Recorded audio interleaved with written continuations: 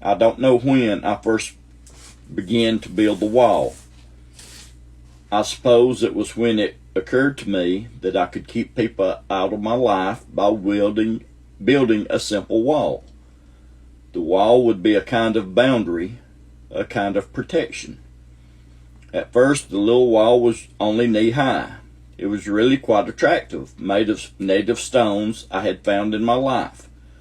The wall was so small that some people didn't notice it and would stumble right over it and fall flat on their faces. Others saw it but would step over it and come very close to me. I found this very uncomfortable, so I built the wall higher.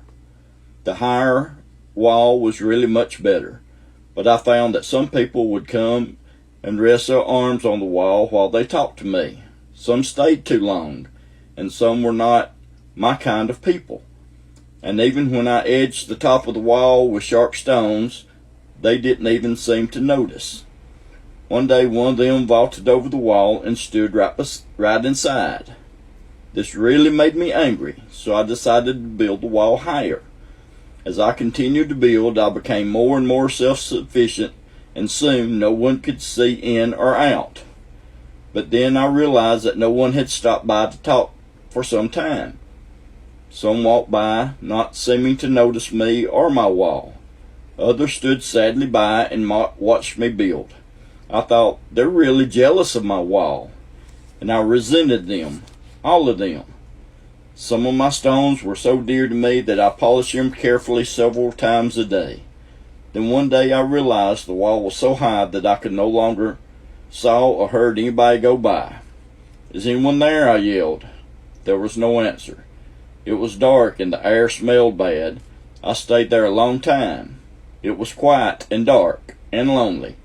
Only the whispers of my memories could be heard. One day somebody yelled from the other side, "Your wall is ugly. It is twisted and gray and all out of shape." Now, I didn't want to hear this. I liked my wall. In fact, some of the stones from which I built it were very dear to me. It was the day the flower fell at my feet that I began to cry. I ran to the wall and climbed to see who had thrown it over. By the time I reached the top, no one was there. I returned to the flower and sat for a long time looking at its perfection. I began to see the folly of my wall and its imperfections. Floods of tears brought me to my knees. Oh, I am so alone. My wall is too high and too thick and too ugly. I have nothing left. Won't someone help me, please? Then a strange thing happened. Something inside me stirred like a remembrance of a peaceful times past. And in the stillness of my broken world, I knew God was there. A blessed presence that God would come to me, that my darkness had been penetrated by this blessed light.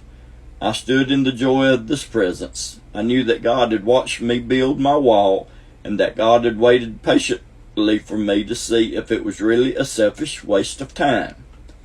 Finally, it occurred to me that the divine Creator could tell me why my wall was so ugly. It was when I began to ask that God began to teach me. God gave the stones names. This stone is jealousy. You must remove it. Sometimes I would protest. This was one of my favorite stones. It was the one I saved and cherished for years.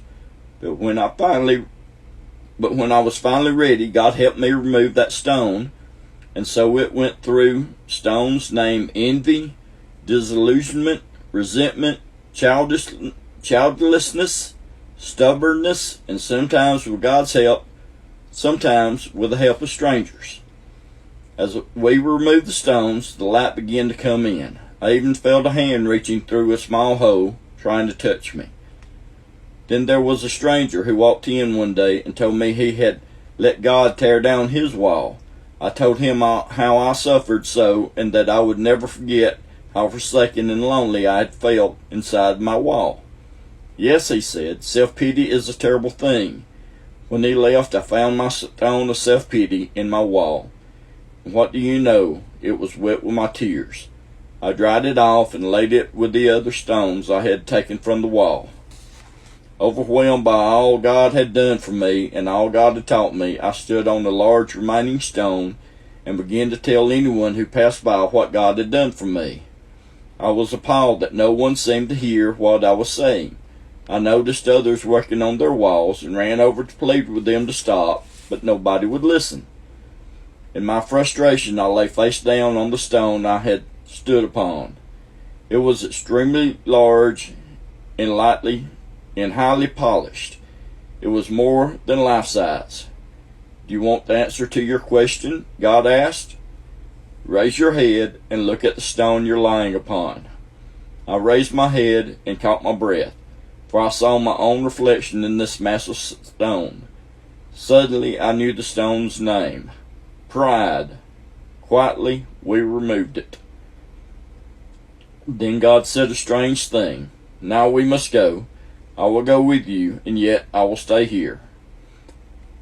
I protested to God by telling him that there were still many stones to remove. I wanted him here. Then God answered, I said I would go with you.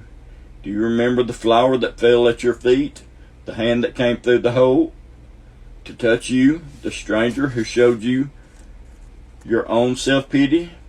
Oh yes, I thought to myself. Oh yes. Then you must go and do likewise. For to whom much is given, much is expected. Whenever you go, wherever you go, I'll go with you.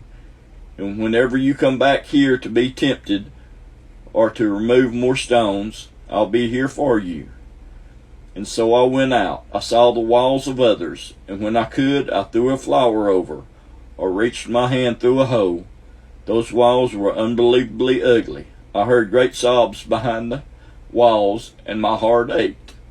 I even cried out to God one day, won't you please help this person?